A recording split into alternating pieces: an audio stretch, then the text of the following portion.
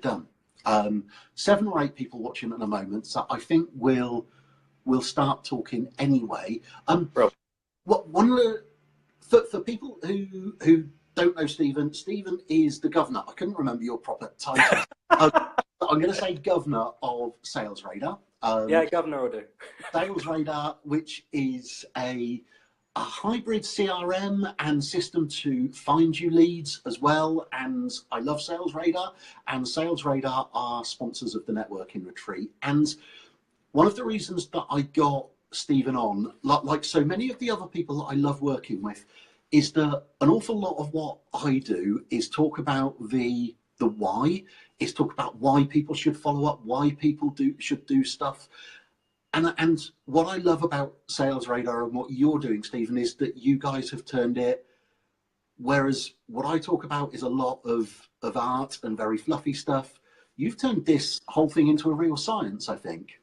Yeah. Well, to an element, what we've done is certainly over the past 12 to 18 months, is we've been working really, really closely with people that do a lot of networking.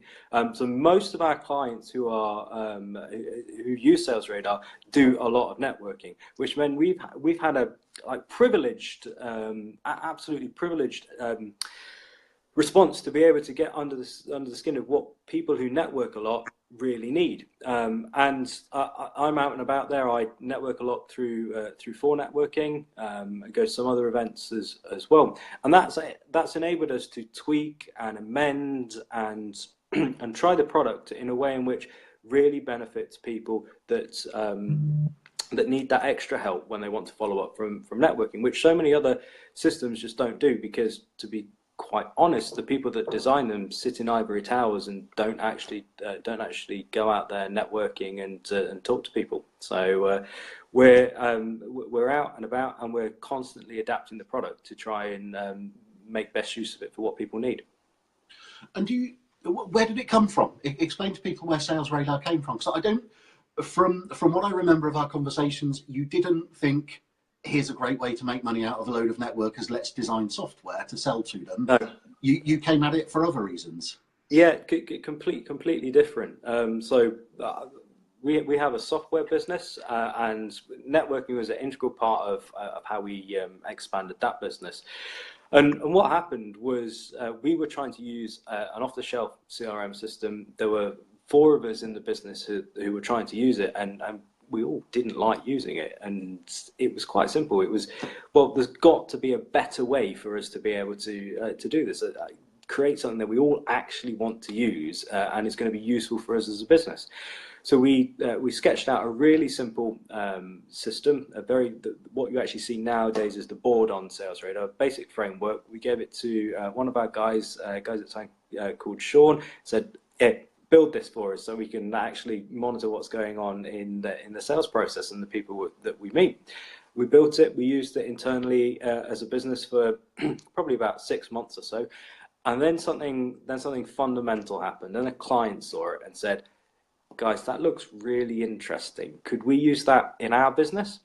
And what happened then was we kept getting asked, and we got asked several times, up until the point where we'd given it away nearly 100 times before we decided, okay, there's something here that people actually want to use. So we took the whole project off the table because we'd made it with sticky tape and glue and proper Blue Peter style. And then we wrote it properly, as we would a normal client project, tackled it from the ground up, built it in about 3 months, gave it away to 200 businesses to test. So we gave it to loads of different diverse businesses. And then in March 2016, we said, okay, well, we better show somebody else. And we took it to For Networking, and I took it to my very first For Networking meeting, showed somebody in a one-to-one, and they said, yeah, I really like this. Can I sign up to it? And that's how it started. And we've evolved and adapted the product over the last 18 months, 20 months or so to really suit the people that we were talking to, and became our absolute core user base. Well, I think for people who don't know, when people meet you out at networking, they might think that SalesRadar is just you, but you've you've got a pretty significant team up there in Redditch, haven't you? Yeah, let me take you to meet them actually, because now we're on the phone rather than actually being on the computer. I can take you to meet a few people. Oh, this will be interesting. So actually, behind us, yeah, we've got our team. So they're all working now. Now they're probably all going to hide in a minute because they weren't expecting this. This is say hi, Natasha. Hi. Natasha and Tom. Say hi, Tom. Okay, you're actually watching live on. So we've got quite a team behind us as well, which really helps when getting to do things. So we're based in Redditch. Hey, Tom. They're all now hiding under the tables, but they are they are working hard. We've got some more people downstairs as well. So I'll go back in the meeting room and get out their faces because they don't like being live. So go back down here. Well, I'll tell you what, but for anyone watching, including any of your team there, what really, really helps on these things is to give us some likes down there, to give us some likes, some hearts. And if anyone fancies, if you want to share it onto your timeline in any of the groups that you're in, that would make a massive difference. Because I think what I'd really love to talk about, we came up with quite a bold title for this Facebook Live. Thank you, Jan. Yeah. See your heart there. Never lose an opportunity again. And I really think that that's something that SalesRadar can do, because I know I talk to people about when you've been to a networking event and you come out with a load of business cards.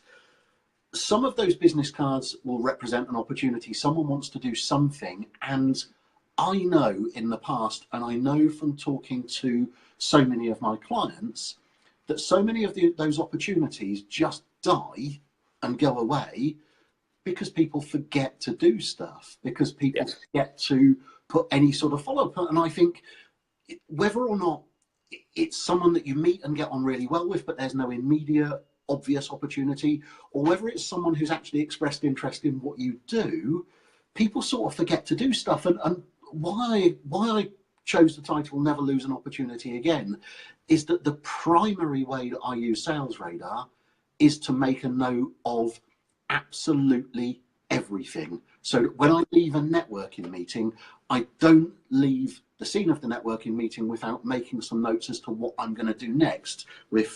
I picked 3 business cards because we're mainly talking about for networking. Hey Sarah, hey Todd as well. Making notes as to what I'm going to do next with those people. So that's what I think people can really seize the opportunities. I know that you've made a real science out of what you do at SalesRadar with absolutely everyone that you meet out there at networking events. Yeah. So one of the things that's one of the reasons why people don't use CRMs is because they don't like the idea of having to input all the data into a system manually. So that we got rid of that first hurdle by making a business card scanning app, which just allows you to take a picture of the business card, and all the information on the business card gets transposed and gets put in your SalesRadar account. But in the background, the system is also finding more information out about that particular contact as well. So it's trying to find social details for them, it's trying to find background details about their business. And then what we do is we have a set of tasks that automatically get attached to a person that we've scanned a business card for. And we call this our networking follow-up process. It's a tasks that span 120 days of different small interactions that you can make with somebody to continue building the relationship. Because what happens a lot of the time after networking is you'll go networking, you'll collect those business cards. The next day or later that day, you'll get an email, you'll get a LinkedIn request, you'll get a Facebook friend request, and it'll all happen at once. But what you've done there is you've blown all of your potential interactions with that person for a considerable amount of time. Now, if you slowed that down and said, well, actually, the first day I'm going to send you a personalized email because this is what we talked about, this is one. But instead of sending that LinkedIn request at exactly the same time, well, wait a week, because what's happened then is you might have just started to slip out the person's mind that you met, and suddenly you're back right in there, back right at the forefront of their mind. And you can continue to make little interactions like this for a sustained period of time, allowing you to always be at the forefront of what that person's thinking. And that means that you're building a much better relationship because they're understanding you, you're understanding them, and you get to understand each other, which fundamentally is what this is all about. We're not talking about a quick win process. We're talking about something that takes time to develop, but ultimately you get a much better relationships, which leads to either better advocates for your business or potential sales for your business as well. Kimber's asked a question as to, does it send reminders? Yeah, each interaction point sends reminders. So if you've got if you scan a card and you get a set of tasks, each task on every day says these are the things that you've got to do this day, so you only have to concentrate on the few things you've got to do on a particular day, not fast and try and remember loads and loads and loads of stuff. Just do like 10-12 things a day so you can keep on top of it. And one of the things that I love, Kimber, particularly, I spotted Kimber's question, is that I've got it set up, Kimber, so that it pops those to-dos straight into my diary, so that when I open my Google Calendar, which is constantly open on my phone or on my laptop, then I've got those to-dos in my diary as well, which is one of the things that I love about it. I love what you say, because it's really easy when you come out of a networking event to be really excited about, yeah, you know, I've just met Fiona Scott, and to do all of those things on the first day, yeah, and then ignore. And I've so many of the opportunities that I get in networking come from people who expressed no interest in buying from me the first time that we met. And that's one of the biggest opportunities that I see people miss in networking, that if they are going to follow up with someone, they typically only follow up with the person who expressed an interest in buying from them. Whereas I get most of my sales from those other people. And I think 6 years was the longest lead time I've had so far. But by keeping in touch with someone within my networking circle for 6 years, I got a really big opportunity, and I'm just about to have the third incarnation of that opportunity this year, the third time that I submit them an invoice. I think it's those two things, keeping in touch with everyone, which I attempt to do, and also accepting that some of these things require a bit of patience and a little bit more effort than most people put in. Yeah, and that's actually a key step, is that most people won't do any of this. And if you're making even the slightest amount more effort than somebody else, you're going to get remembered. And CRM isn't just about recording business things. It's about recording personal things that enable you to build that relationship better. So that's things like, what hobbies does somebody have? What interests does somebody have? What family do they have? Because actually we're all human beings, and when we want to engage with each other on that level, we don't necessarily want to talk about work. We talk about, how was your Christmas? What did you do? What friends did you see? Did you enjoy doing this, that, and the other? And that's what builds the relationships, which may, and the better you build them, the more chance that you'll get the sale or somebody that raves about your business later down the line. I'm going to come to Kimber. I've spotted your question, and I'll come back to that in a second. Couple of things on what Stephen just said. When I started my career in estate agency, which I've been talking about a lot today, but back in the late 1980s, we used to write on pieces of card the details of anyone who came into our office. So on the front of the card, we would write their name and address, their telephone number, one telephone number, which a whole family shared. Get your heads around that. And the type of house they were looking for. On the back of the piece of card, we used to write the other stuff. We used to write things like what religion they were, because that would have an impact on which school they wanted to be close to. Whether one of them worked in Oxford, because that would definitely dictate which end of town they wanted to be at. What football teams they were into, and that sort of thing, because those were the conversation openers. I still know which one of my contacts are into rugby, because we will all be unfriending each other as soon as the conversation starts. I had a conversation with my biggest client early this morning, a guy called Paul Gowndry from Utility Warehouse, who I'm writing a load of training for. we didn't start the conversation by getting straight into where are we up to with this project, what do we need to do. We talked about what our families had done over Christmas. He remembered what kids I've got. I remember we talked about Blenheim Palace at some length, and then we moved on to the other stuff, because those bits that we know about each other helped to warm up the conversation before we got to the other bit. I think that stuff's so important. We are all human. We have got shared interests. I know quite a lot about quite a lot of the people who are watching this. Going back to Kimber's question, which we really mustn't ignore, what are the advantages of using SalesRadar instead of other CRMs? And I think SalesRadar has got something really unique that other CRMs simply haven't got. Yeah.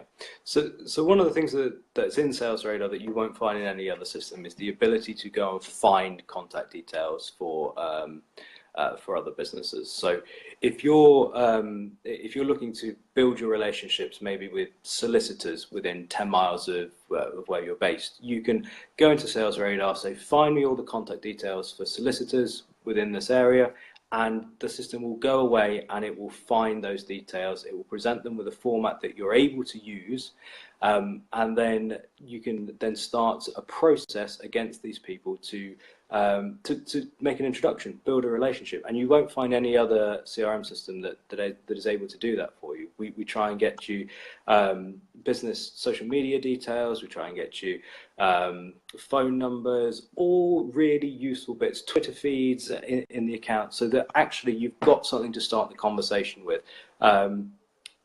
Jay's talking about lumpy mail. We've got a lot of clients that use it for lumpy mail. It's a great introduction offer, and you can see the size and scope of your marketplace within 30 seconds. Something that Sarah Provorou has said, which I'm going to repeat because I've heard the quote before and I know where Sarah got it from, making friends for the sake of making friends. I think keeping in touch with people and not moving too quickly to selling is a real art, and can really oh God, wow, we'll come to Kimber's big question in a minute, which makes a load of sense. One of the ways that I've used SalesRadar, and I know a load of people do, Kimber, and we'll come to your other question in a second, is using the radar side of it to invite people to networking events, so that the people I want to meet, I invite them to a networking event that I'm going to be at, which makes it a little bit less straight in your face as immediately connecting with them as a cold sale. Stephen, GDPR, I wasn't expecting that question this afternoon. GDPR, how is that going to affect the radar functionality of what you do? Well, we've been working very closely to look at this. The GDPR is all around ensuring that you've got consent to contact people. We use what we provide you within SalesRadar is high-level business details. So that piece of information is accessible. Then what we're going to be implementing is some changes come May about how you actually access personal details for people. And the way in which our system works is we aggregate from data sources, but you're going to have to tell the system that you have achieved consent for actually contacting various people. Now that may be contact through one of the legal ways in which you can do this, but as a user you've just got to be much more diligent about storing information. And are you storing information for actually a true sense of you need it to help run and develop your business, or are you storing information unnecessarily? And you've got to make these decisions consciously. You've got to do your own due diligence work in what is legal. But GDPR isn't legislation that's there to stop you marketing and growing your business. It's to help people become much more understanding about how much data is out there and how it's actually used. I love this phrase that Jay's just brought up. It was said by Angus Grady when I met him not long ago. Growing deeper personal relationships is actually what GDPR stands for, and that's an absolute key thing to bear in mind. The more somebody has accepted receiving information from you because you're adding value to them and they want to hear from you, and that's crucially what it is. the better relationships you'll build, and ultimately the better business you'll get out of it. There's little point in spamming people. We know it doesn't work. We know it doesn't work for anybody. I'm going to come back to Claire McTurnan's question in a second, but so much information is out there and is publicly accessible now about people. And one of the cards I've got down here actually for Joe Tanner at Breverton Solicitors, when I knew that I was needing to deal with Joe, one of the things that I immediately did, and I used SalesRadar to help me with this, was find where Joe was accessible on the internet. And of course, she has a LinkedIn profile. So to me, that's public facing, that's out there. I was able to connect with Joe in the first place. The other thing that I was going to do is that between Joe and one of her colleagues, they'd written some articles and white papers which I was able to find on the internet. So before I ever first talked to them, I'd been able to spend a little bit of time researching them, paying genuine interest in them, and that deepened the personal relationship. And I just want to say to Kimber, Kimber, don't apologise for you didn't throw a spanner in the works. It was a question I just wouldn't have thought of, and I'm glad someone did. I really enjoy putting people on the spot when I do these Facebook posts, and I think we put Stephen on the spot there, frankly. However, I've not yet seen Stephen have a question thrown at him, and Stephen has appeared live at the networking retreat. Stephen's run a session at the networking retreat. No one asked him a question that he wasn't able to really intelligent answer, so don't apologise at all. And Claire McTurnan asked the question, does GDPR apply more to, and I've lost the question now, Claire, is GDPR only a significant issue with personal details and not so much for company details? I'll tell you what I'm going to say about that, Claire. I don't know if Stephen knows the answers, but equally, once we've sort of tried to answer that, we'll probably move away from GDPR, because this wasn't intended to be a Facebook Live just about GDPR. I don't know the answer. To answer Claire's question, is it just about personal information? Well, it's about information that is personally identifiable to somebody. So the fact that we work for SalesRadar is a business, but actually me as Steven Timberlake that works for SalesRadar, that's personally identifiable information. You can link that information back to me, and that is included within the legislation as far as I understand. Okay, cool. Going on from that, what, in your opinion, what else should, I've got my own way of working this, but I'm always interested in other people's opinions as well. Claire McTurnan, you can apologise. Go on the naughty step right now. In terms of making sure that people don't lose opportunities, what else should people do inside any CRM or paper system, or indeed SalesRadar, to try and make sure that they don't lose the opportunities? I'm going to ask you first, if that's all right, Stephen, and then I'll come back to what I think is best practice as well. Yeah. So one of the things that you need to ensure that you've got is a process in place that ensures that you have always a potential interaction point with somebody, and that means that you're not losing dialogue with them because you're forgetting. And that's where most people fall down, is actually they met somebody 6 months ago and they've completely forgotten that they exist.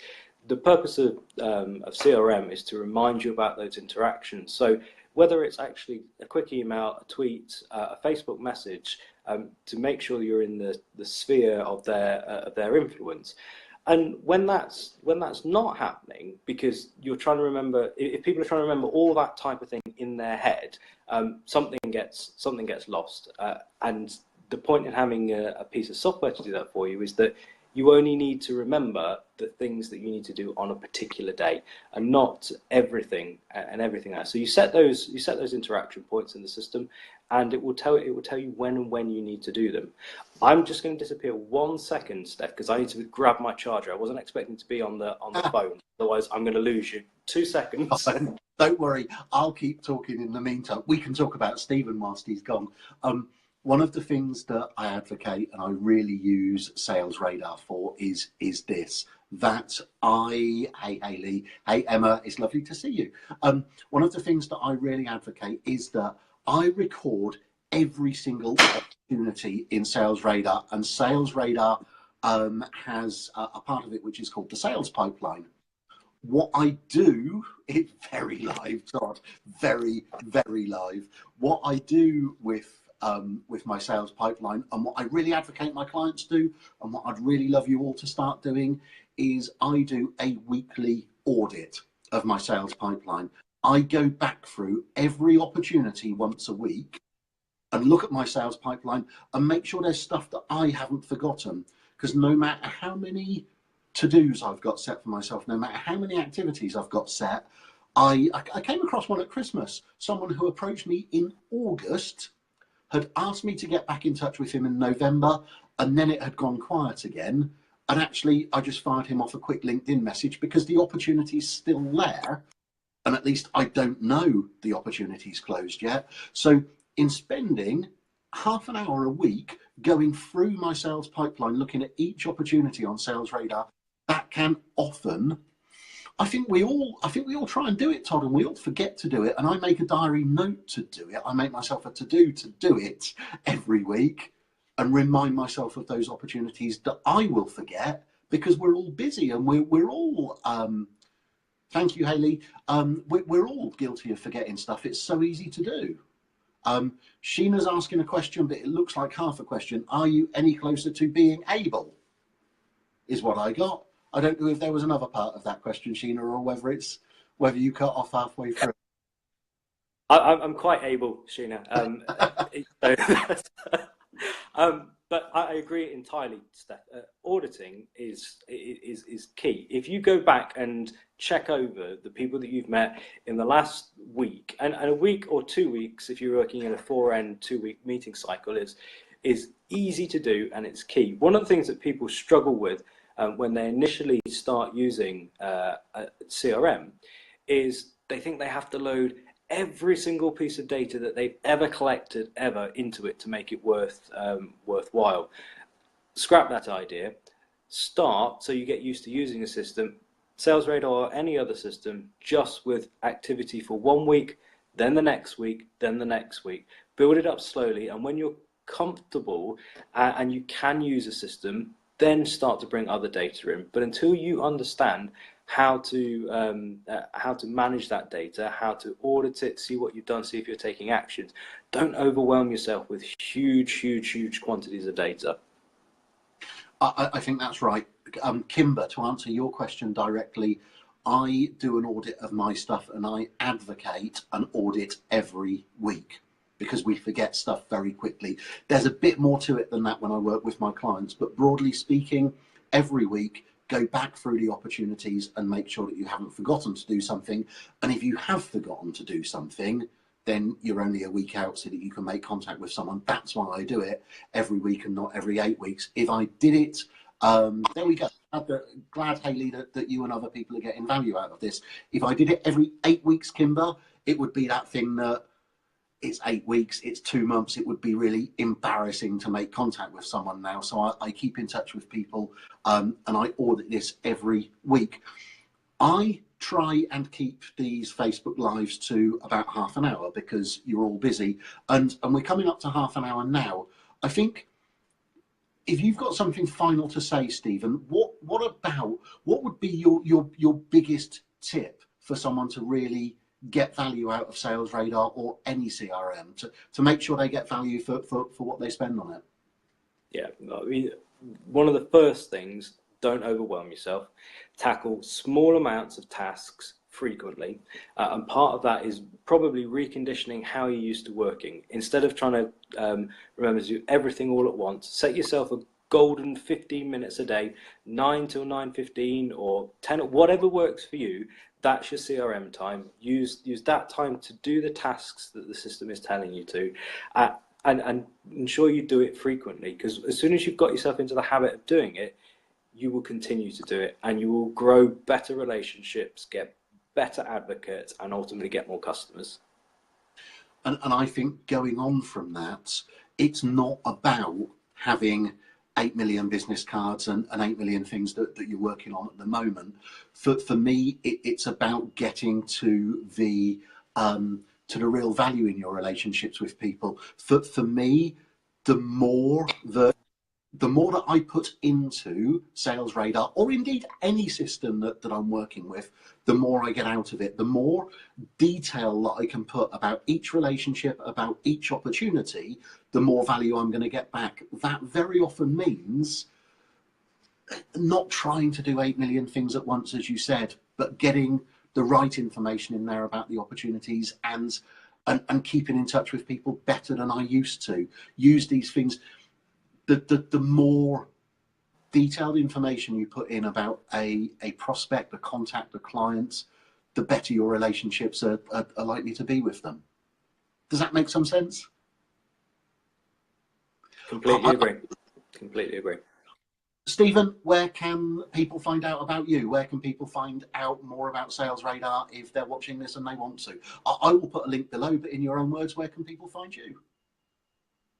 You can find me on Facebook. Just Google Facebook, my name, Steven Timberlake, or /SalesRadar if you want to learn about SalesRadar. Or you can try the product. It's free to try the product, the software at salesradar.io. And I will. I'll pop a link in the comments as well. Despite the little technical hang-up at the beginning, which was inevitable, thank you for spending half an hour with us, Stephen. Thank you. And I'll see really you soon, appreciate I'm it, sure. Steph. And see you. You will And indeed. everyone who's watched, thanks for joining in, guys. Cheers.